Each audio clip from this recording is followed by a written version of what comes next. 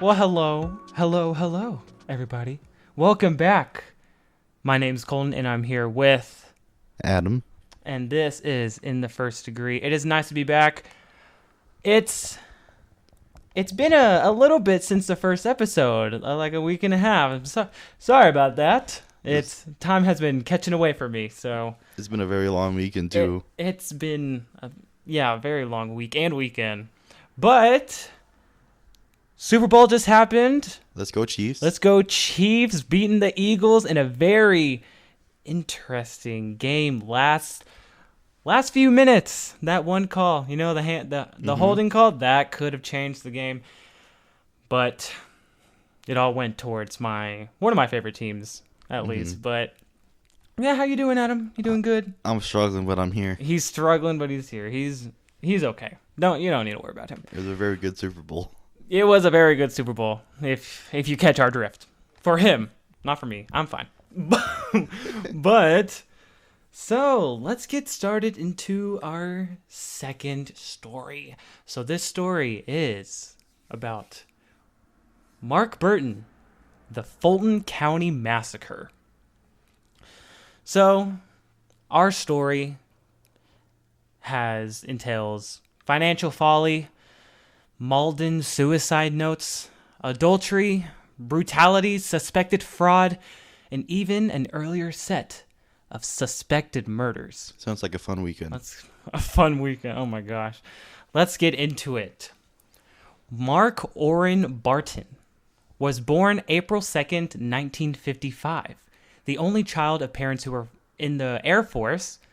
We're having a little bit of a pattern, Let's go Air Force. Let's go. They're not producing the the good people. Not really. We don't really have much to go on for his upbringing, but when he was older, he worked as a manual laborer with a short try at one university. It didn't specify where. Before he landed at University of South Carolina, from which he graduated with a chemistry degree in 1979. He's a good old blue collar from the 50s. Blue collar chemistry degree. I'm not smart enough to do that, but during the same year, he got married to Deborah Spivey.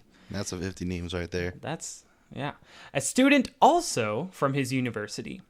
Barton was living in Atlanta, Georgia at this time, where his job consisted of testing cleaning compounds, not products. He's using that chemistry degree. But as such with many people, he decided to get a new change of scenery and move to Texarkana, Texas.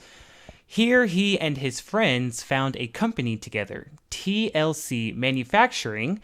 It didn't say what they did. I'm guessing manufacturing. It said the name. Shot in the dark. Manufacturing. I don't know if it had to do with chemical stuff or something like that, but where he was the president of in 1988. So he was the president of his own company? He has friends, so he got appointed the president. I don't know what the other positions were. Probably somebody was CEO or a board member or something. Oh, so I guess he wanted to be probably CEO, the other CFO. Yeah. It's reported he came home with a salary of about $86,000. Back in the 50s? Or this probably more 1988. 88. So that's a decent amount of money. That's a livable wage right there. Maybe I'm just shooting in the dark, but maybe that, I don't know. You can buy a house back then with that much. You could buy a house, yeah. Maybe in today's, adjusted for inflation, you would probably, I don't know, mid $100,000 of today, maybe even more. For a couple of years, all seemed to be going smoothly, but in 1990, the company suddenly parted ways with him. Officially, I was fired, he would come to say, stating that it was a way for them to save face and not to scare off their suppliers. On his last day of working there, the offices were broken into, being burglarized with erased computer files and stolen secret formulas. What is this, SpongeBob? Secret formulas? Why would he? Okay, so either he wasn't very involved. Why would you steal your own secret formula? Well, we don't know that it was him. It's pretty suspicious that on his last day it happened to happen, but I didn't shoot the main officer. I'm just holding the gun that fired. The gun killed him. With high suspicion of Barton, police had gone to his home and arrested him on a charge of burglary. But on that same day, one of the board members of the company called in and, without explanation, told police that they had come to an agreement with Barton and to drop the charges. A detective, however, came to a theory that the break-in was not intended for the theft of the product formula, but to hide kickbacks, discrepancies in inventory, or the possible sale of chemicals for drug activity. I can see that. They doing some shady shit. Yeah, because he wouldn't have to steal his own stuff, but like deleting files, I can see. Yeah, somebody happened to go in and burglarize the place and get rid of like evidence. Mm-hmm. Was that was that a PI or is that more like an actual detective from the police force? I think it was just a detective. A detective. Okay. Yeah. Barton would move back to Georgia with his wife Deborah and took a job as a salesman for a chemical company. Here he got to know a younger lady working as a receptionist there, Leanne Lang. She was already in a marriage, which was not so much of a happy one. He went on to say she liked older guys. She made that known to everybody. By May 1993, the two were now engaged into an affair with one another. So they weren't engaged; they were just having an affair. They were having an affair. They were engaged and what year is into this? an affair. Would this been like 90s? 1993. Okay. It's going to be at this time now that Barton and Deborah had 2 kids of their own. Matthew and his younger sister, Michelle. Being newly invigorated with this secret lover, he would go out of his way to keep a nice appearance, buying a new wardrobe and getting a tan. At that point, Deborah became suspicious. The key to the whole thing was I started going to the tanning bed and she didn't like that, he said. He added that she was jealous all throughout the relationship because I was in outside sales. She found her own dog's hair on me one time and asked if it was another lady's hair. I just denied it. To be fair, women would be tripping a lot. She was right. She happened to be right on this one occasion. Oh my god. No.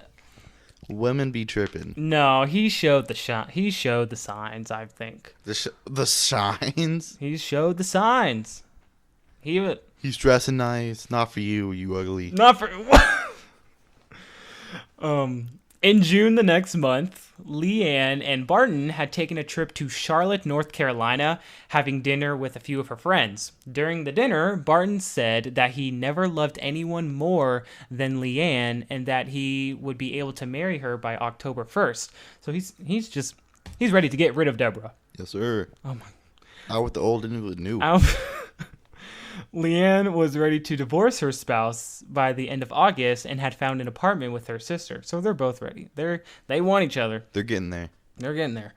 Deborah would decide to go to Alabama to spend Labor Day weekend with her mother as a little vacation, spending their nights in a lakeside trailer while Barton stayed home with their 2 kids, quote-unquote, reportedly.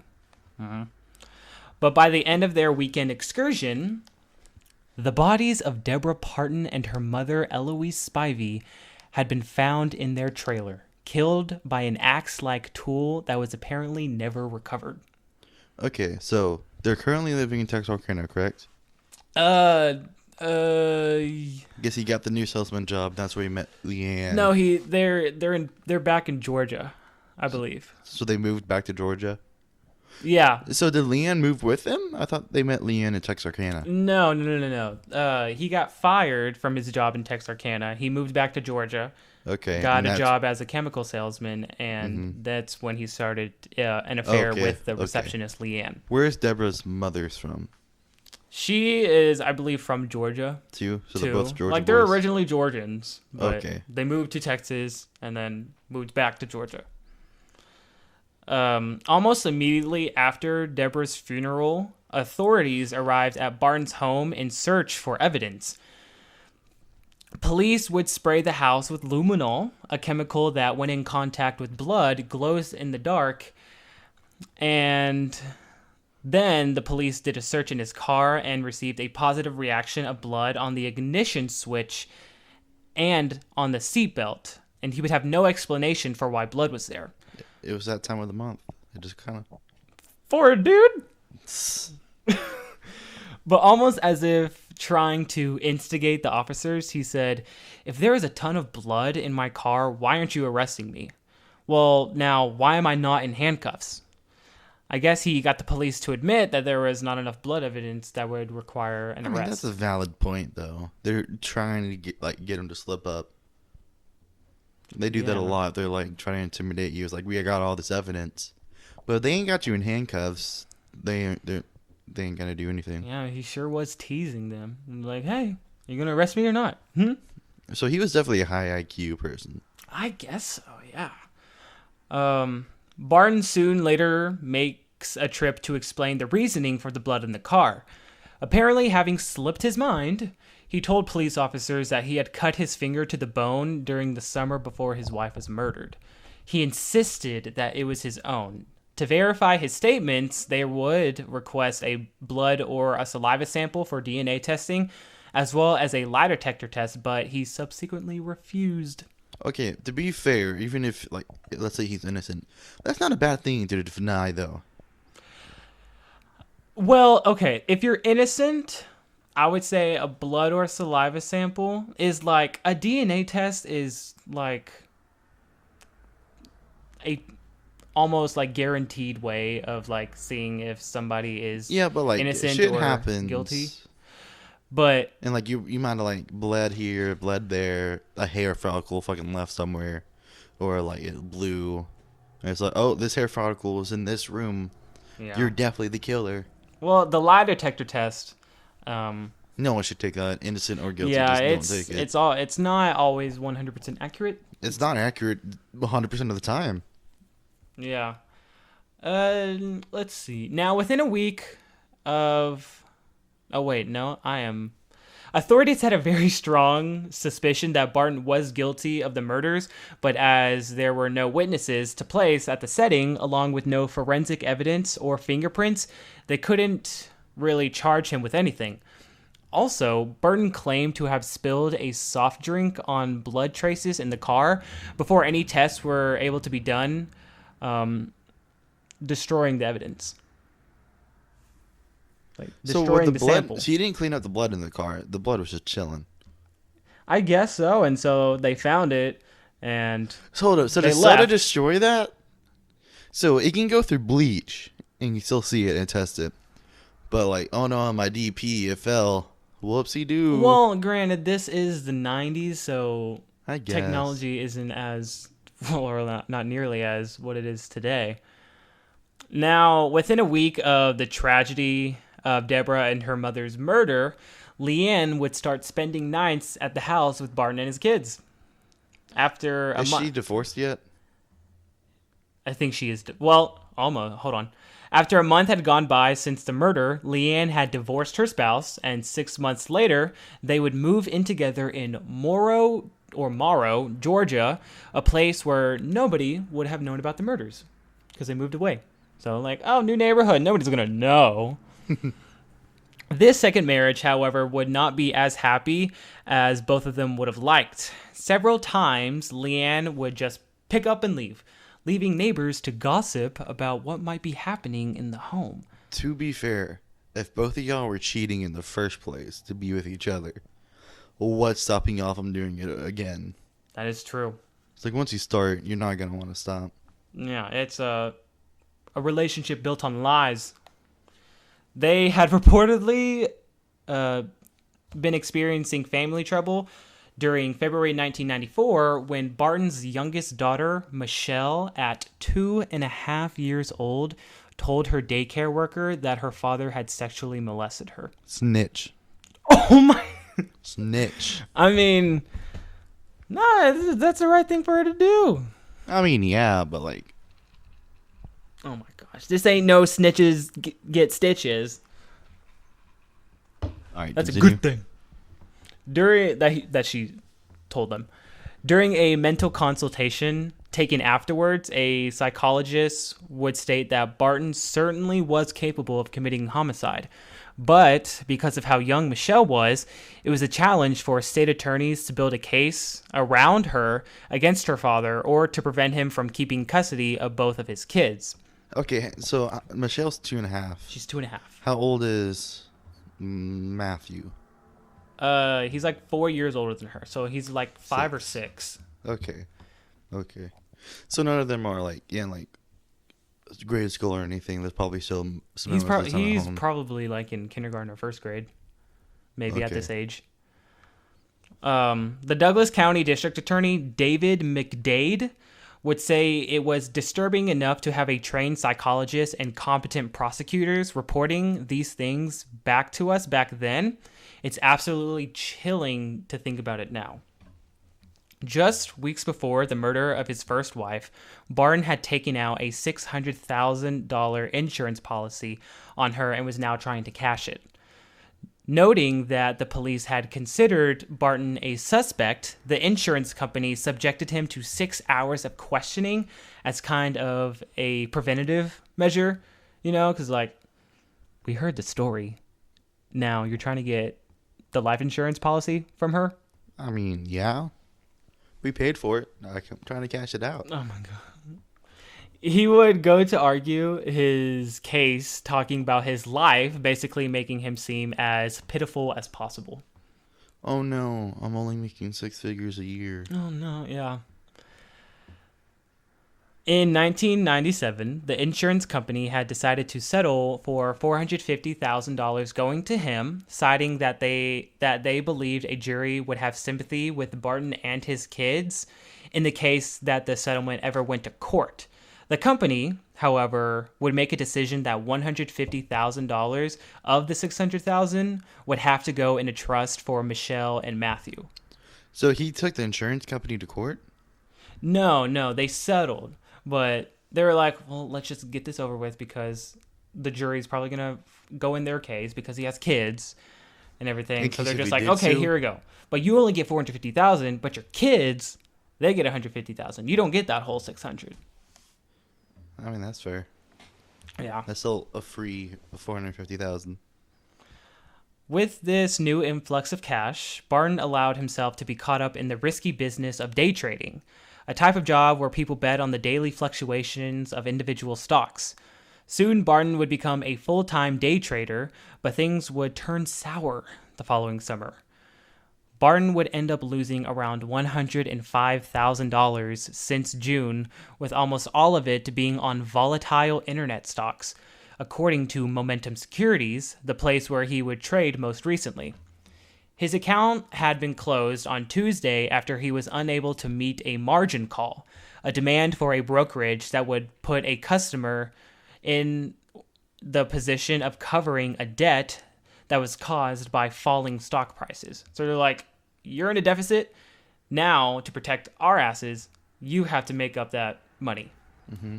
Now, to be able to reopen the account, he had reportedly tried to write a check for $50,000, but it had bounced, and he would be denied trading privileges that Wednesday and Thursday. Alltech, so it's like that's the name of the company, Alltech, another company that Barton would trade with, but not having been with them for a few months, was also a place where he had potentially lost a large sum of cash to it, with it estimated to be around $300,000. But this is not fully verified because the company did not want to divulge his trading records. So he's just really bad at this whole trading thing. Yeah, he's not good. No, I would kind of equate it to like gambling. I mean, that's what it is. Yeah. But a lot of times it's like it's a professional gambling addiction. Yes, but professionals typically know what they're doing. There's certain ways. There's like fallback, if that makes sense. If you know what you're doing, you know what companies to go for. Because the market is volatile, yes, but it's also there's patterns.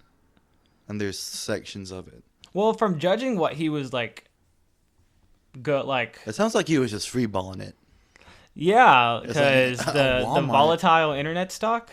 Bro, if he was born in 2000 and he did like the whole NFTs, Bitcoin, that man would be a multi-billionaire right now. But yeah, he'd probably the stocks like high risk, high reward. He probably wanted money fast, but most of the time you're not going to win it. So he just lost a lot of money. Now, it was on a Tuesday afternoon in the Bristol Green Apartments in Stockbridge, where a 14-year-old boy, Travis Holmes, had seen Barton and his son and began to start a conversation with them. Travis was a fellow scout, so they enjoyed to talk about merit badges, camping, and the like.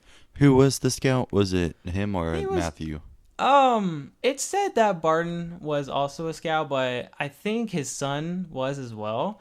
Was he an Eagle Scout, or was it just something he did? I think it was just a scout, like Boy Scouts or something like that. I'm not really sure. I couldn't really find that, but I think Barton was a scout, and so his son was as well.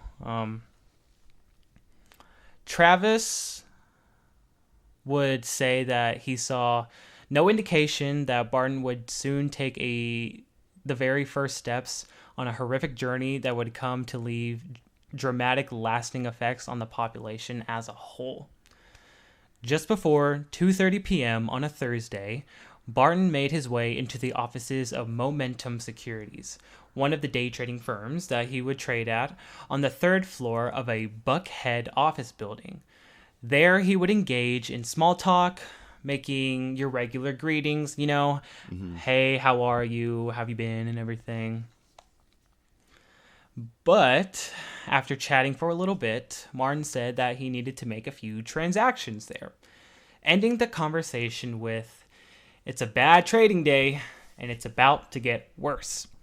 He then would pull out 2 pistols, one in each hand, and shot both of them at the same time, rampaging throughout the building, killing 4 people and injuring several others. Man playing like it's Call of Duty Akimbo. Got the dual 45s up here. A manager and his secretary, now at the Atlanta office of Alltech Investment Group, not knowing what had just taken place across the street, were similarly greeted by Barton. So no one stopped in after he killed 4 people. He just walked out and went to a different place. I mean, probably people are terrified, so they're going up and hiding. Yeah, but get his plate number, call the police. This is the 90s, so they at I'm least pretty have sure they phones. did call the police, but there's a little bit of a delay time whenever police get there. He had. I mean, the other building's just right across the street. Oh, so it's all just like Wolf of Wall Street. Right it's all there. one place. Yeah, so he just goes across the street after rampaging in Momentum, and so he's now at Alltech. But let's see. A manager. A manager and his secretary, now at the Atlanta office at Alltech Investment Group, not knowing who had just taken place across the street, I think I already read this, were similarly greeted by Barton, striking up a small conversation, talking about the latest news of the Dow's 200-point decline. Do you know what that is? The Dow? Yes. Yeah, I do. Okay. He again opened fire on unsuspecting innocents, pulling out a 9mm Glock and a .45 caliber Colt. 5 shots would ring out from the meeting room, leaving the manager and his assistant wounded. Barton then would head onto the main trading floor. Nell Jones, who was working at her computer at the time, would say, "I was the first person who looked into his eyes." From around 10 feet away, he raised his gun, pointing it at her, and fired, narrowly missing her head by inches and hitting the terminal where she was working at. He's one shit shot. He's out on a mission. He noted that while firing, she noted while firing, he was very calm, very determined, with no feeling, except that she did hear him mutter, "I hope this won't ruin your trading day." 5 people would be killed at Alltech. So now it's 9 people altogether. We're at 9, yes. Okay. At 2:56 p.m., police would receive their first call about the first incident of gunfire at Momentum, with a second call coming in 2 minutes later with reports of 4 dead people. Okay. The first officer on scene arrived at 3 p.m., having been told that 4 people were found dead up in Suite 310 on the 3rd floor, So this man had time to go down, go across the Go street. down, go across the street, yeah. Within seconds, backup would arrive after being called. Several people were found huddled in a smaller room, going there to hide, with one of them having thrown out a computer through a window in hopes of attracting attention from someone on the street. I mean, that's a smart idea. That's smart. Might have killed someone. What is that? A little bit dangerous. A little bit dangerous, but hey. I think also just like breaking it and yelling, "Ayo, somebody help me." Yeah. At 3:07 p.m., while searching through the other offices, gunshots would be heard coming from another office building across the street, Alltech. Mm-hmm. It's now 3:15 p.m. and Barton is nowhere to be seen. Ambulances have now come onto the scene. One of the paramedics with the Grady Hospital, Reginald McCoy, would say, "We see shootings all the time. They almost seem routine, but I've never seen anything like that volume. It was utter chaos." What's going on in Georgia? Well, in Atlanta, yeah. Oh, okay, I can see Atlanta back in the 90s. That makes a little bit more sense. At around 3:30, a handful of employees at the Ivy Place building had spotted a man wearing a red shirt and khaki pants running south. They managed to piece together what he looked like from radio and TV news. 4 hours have now passed, and authorities are unable to locate Barton. About 20 miles away at the Town Center Mall in Kennesaw, a security officer reported seeing Barnes' unoccupied van in the parking lot. Manon Smith, who was also at that mall, had said that she had seen Barton in the parking lot and recognized him as the suspect from the shootings. She pulled out her phone and called 911. The operators were skeptical at first, but would come to eventually believe Smith as she described the van and had read off the license plate. She said that she didn't want him looking back and seeing her on the phone and reporting him, that she really wanted to get off the phone quickly. Okay, one thing I gotta say. 911 operators back in the past 50 years, every single story I hear, it's always a bad operator. They never believe in. So many of those it's always stories. something like they got an attitude. It's like, I would say, no matter what, believe them. If you have to in out someone and it's not true, arrest them. It's against the law to make a false report. Yeah. Yeah, like take it all. But there's so many stories about phone operators just not believing. Like there's this one. Someone's out of breath, whispering. One's whispering like, "Oh, you got to speak up," and they think it's a prank. But yeah, and they get offended half the time. I mean, even if it is, what if it's true? Somebody's life is in danger potentially. There's definitely been multiple times where they have single-handedly killed that person. I mean, other than the person actually killing them. Yeah, like they didn't send out help. It's really sad. She had briefly followed Barton until he had reached I-75 and turned right, but she had turned left. The thought of following Barton more had crossed her mind, but she didn't want to risk it. Cobb County police officer Hugh Clements was on I-75 when he saw a minivan matching the description of Barton's. He called in the tag number by radio to a dispatcher, and the dispatcher did confirm that it was the minivan that they were looking for. He followed Barton and maintained a safe distance in the beginning so as to not cause any action from Barton. Be like, hey, somebody's following me. Was he in his personal or was he in a patrol car? He's in a patrol car. Okay. Yeah. Also telling fellow officers through radio what he had discovered. Now, going back, we're going to take a pause. Now, going back several hours earlier, around 4 hours, we see that 20 miles south of downtown Atlanta, the manager of the Bristol Green apartment complex in Stockbridge was starting to notice the quiet apartment unit at building 1300.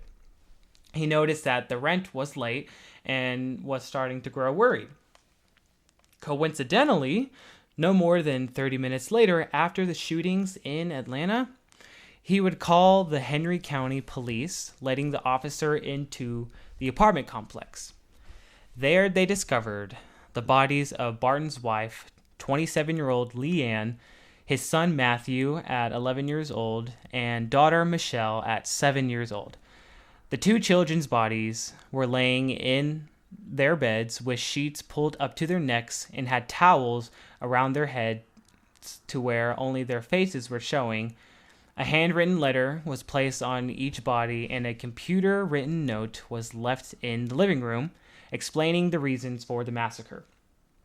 Leanne was found stuffed in the closet, similarly covered, also with a note.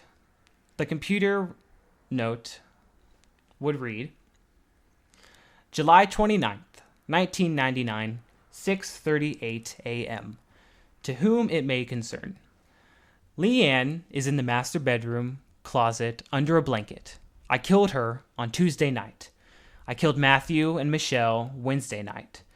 There may be similarities between these deaths and the deaths of my first wife, Deborah Spivey. However, I deny killing her and her mother. There's no reason for me to lie now. It just seems like a quiet way to kill and a relatively painless way to die. There was little pain. All of them were dead in less than 5 minutes. I hit them with a hammer in their sleep and then put them face down in a bathtub to make sure that they did not wake up in pain. Okay, if you use a sharp knife, I mean, pulled out a hammer and drowned them, which are like two of the worst ways to die. It's brutal. To make sure that they were dead, I am so sorry. I wish I didn't. Words cannot tell the agony. Why did I?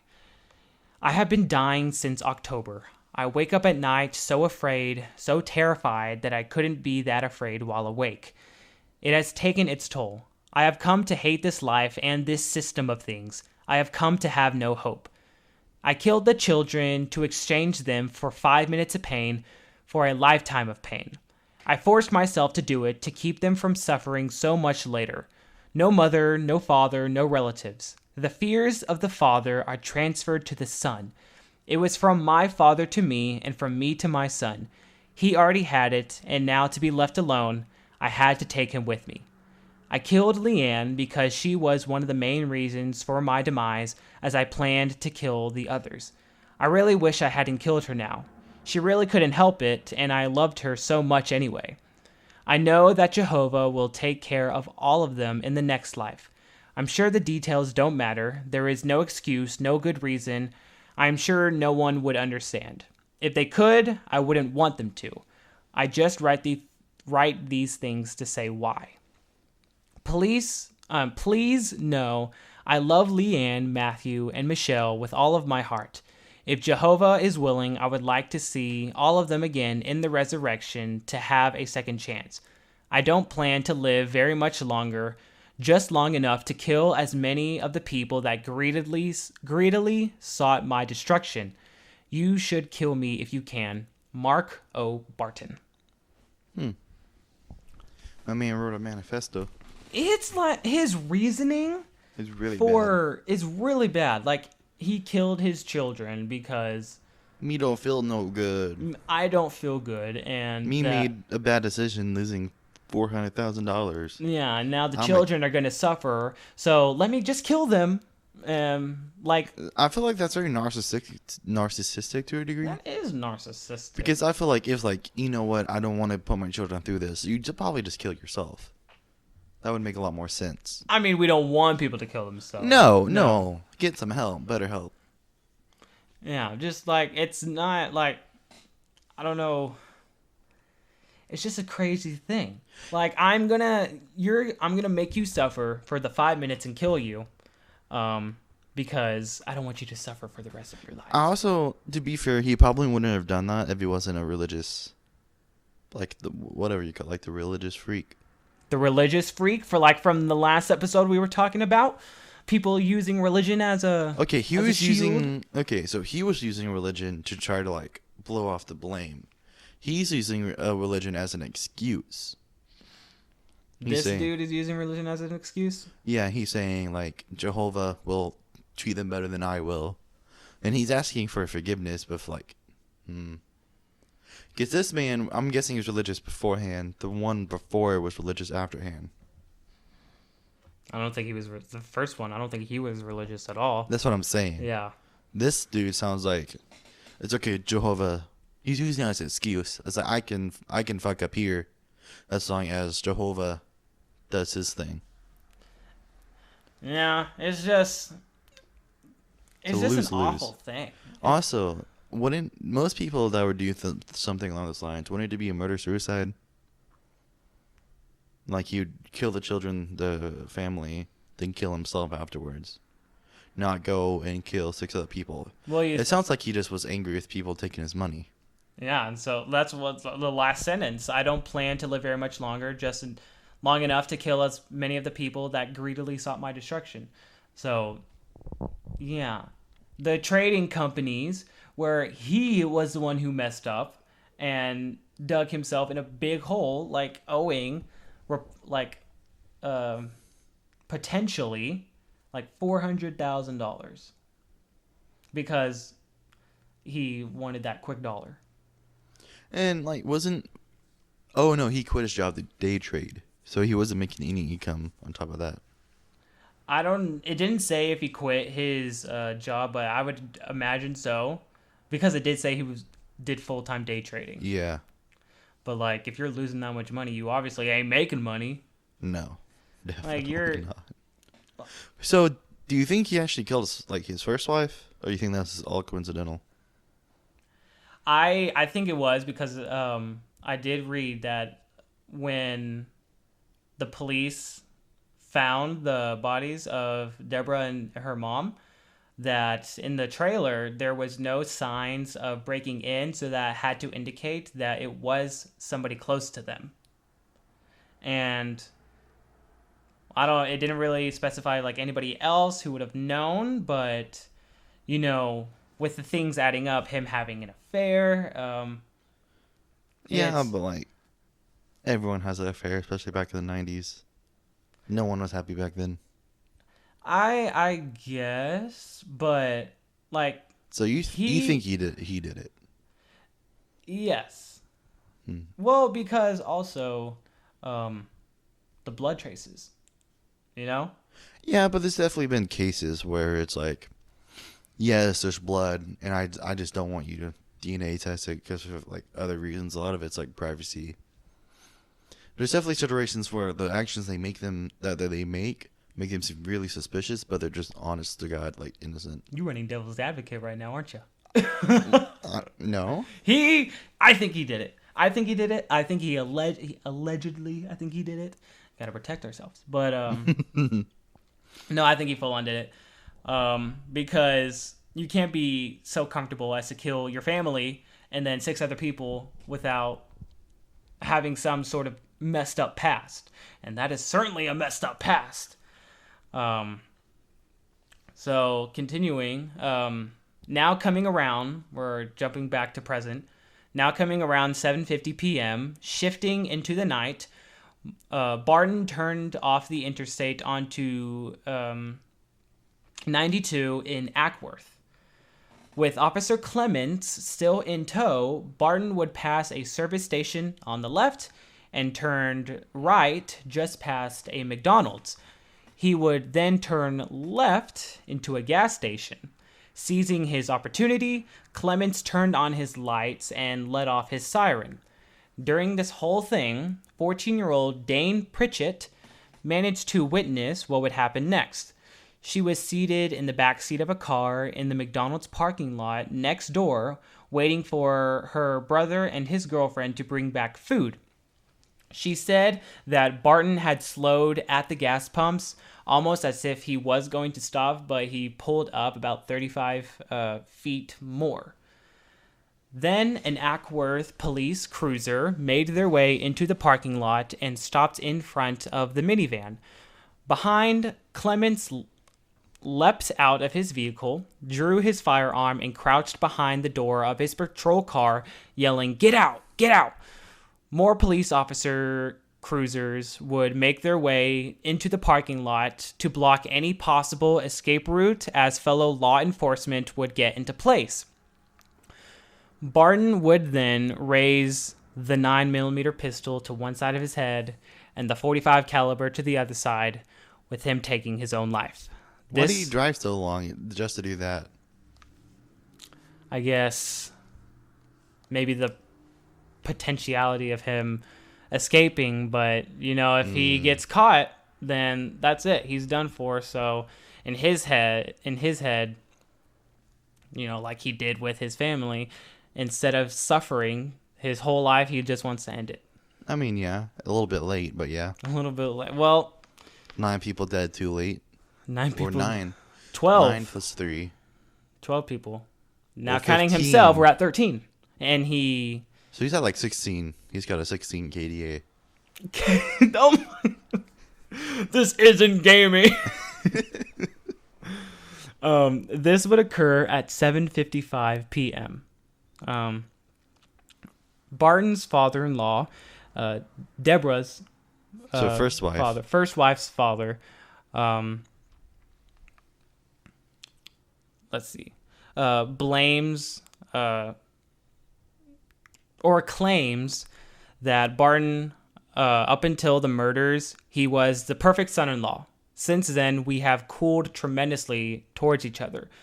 He would say that the killings in Henry County and Buckhead completed what Barton had started 6 years ago with the death of Deborah and his mom. Allegedly. And her mom. Allegedly. If what I've heard is true, the man has destroyed nearly my whole family. The man who, it appears, killed my wife and my daughter also killed my 2 grandchildren. Mm-hmm. In the end, Barton's killing spree would end with 12 people dead and 13 more injured.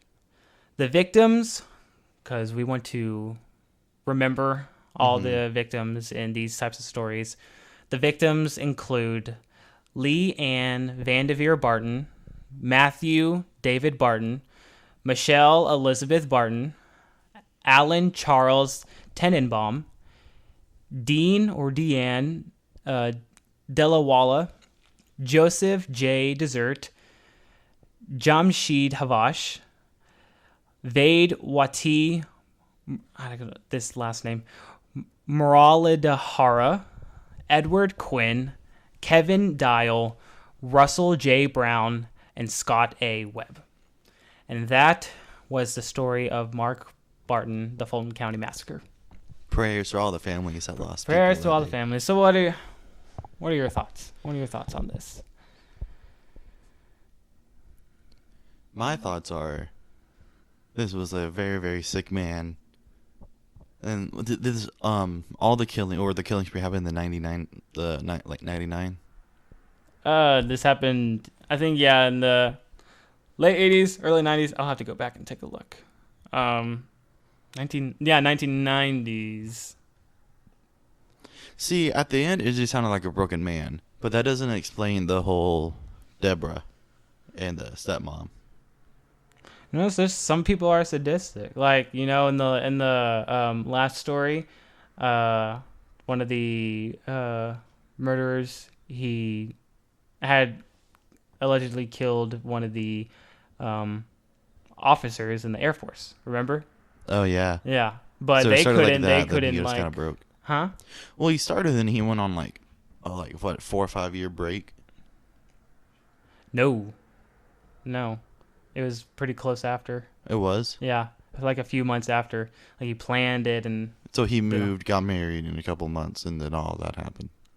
Oh, you're talking about this story? I'm talking about the last story. Oh yeah, I'm talking about this story. This story, yeah, it was like 5. The dad said it was 6 years ago that it happened. So, he got married. Because in the story it said that the daughter had accused him of sexually molesting her at 2.5 years old, and she and they never did anything about that. Well, yeah, because she was so young that they couldn't take her for her word, like. You could at least investigate. But they said it was really hard to wrap like a story around her. I don't know, because people think like, oh, like kids lie or they make up stories. Or I mean, that's true to a degree, but I would take it at least somewhat seriously. Yeah, because that's a harsh thing, and for she shouldn't even know what that is. She shouldn't know what that is. At, like what, 2 years old? Mm-hmm. But yeah, he's a messed up and awful person. This is why you don't cheat, kids. I wish we would have had justice instead of him ending his life in the end. We want that justice for the victims' families, but at least we do know that he is not a threat to anybody anymore. No. But yeah, so that was our story. That's our second episode. I promise, or I hope, I won't promise, to get an episode out a week instead of waiting 9 days. I'm sorry about that. Life just got caught up to me. But yeah, let us know your thoughts. We got an Instagram and a YouTube, so if you want to follow us at In the First Degree on YouTube and Instagram. I think it's In the First Degree 1 on Instagram. Hold on, let me double check. Yeah, let's see. Comment Eagles or it's it. Yeah, it's at In the First Degree. I will put it into the description. So if you want to like and follow that, and you can DM us about any stories that you have, and we promise to get back to you. We promise we'll get back to you. We've had a lot, like, people from around the world listening. It's very surprising. Like a lot of people in Europe. We've had I think a couple in like the African continent or something like that. So thank you for listening. I'm very surprised that it's reaching out that far here in North America. But yeah, glad that y'all are listening. So y'all stay safe out there. Have a nice one. And this has been In the First Degree. See you later.